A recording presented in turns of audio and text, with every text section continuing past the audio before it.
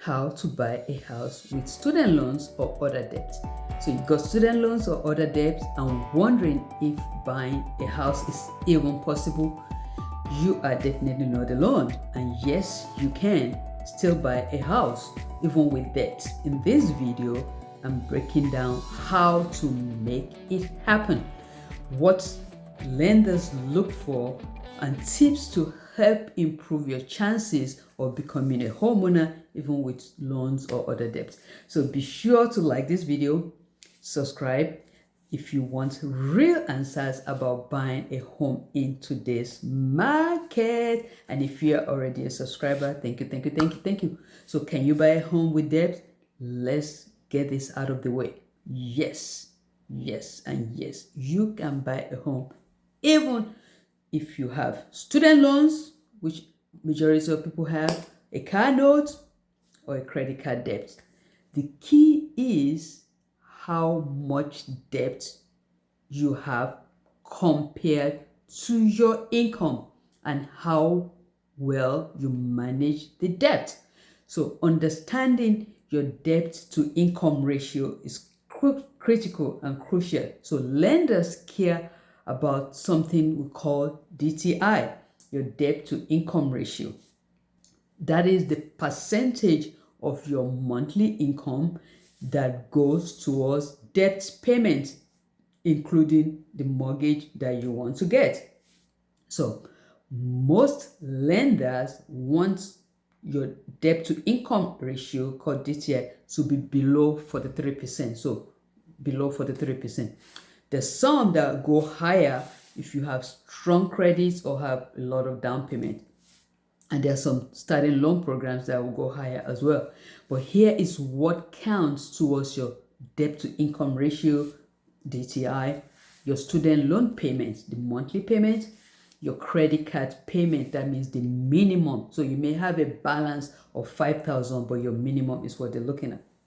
Your car loans, the monthly payment for your car loan, your personal loan, hope you don't have personal loan, proposed, and then the proposed mortgage of that you want to get.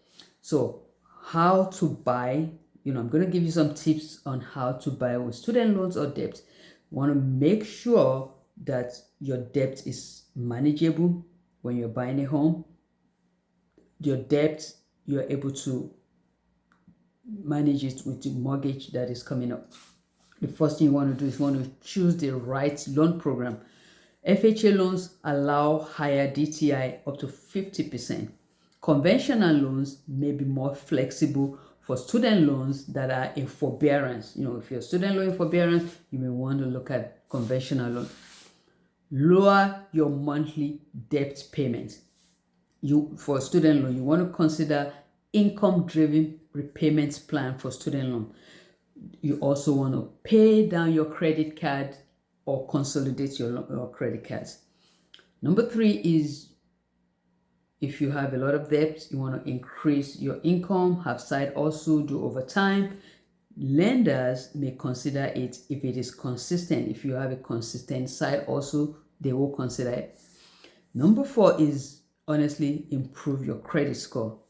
A better credit score means a better rate. A better rate means a better, lower monthly payment.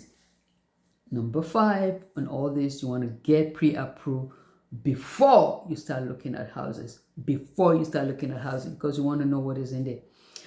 And that help you to know what your realistic situation is and avoid disappointment of wasted time. If you're looking at a house and you're not pre-approved, you're just wasting your time. So if you're not sure where you stand, I can connect you with a great lender who will break it down and show you what is possible. Here's the truth. Student loans don't have to stop you. I have worked with buyers, many buyers, who had $50,000, $60,000, $100,000 in student loan, and they still got their first home. $200,000, yes. It is about strategy.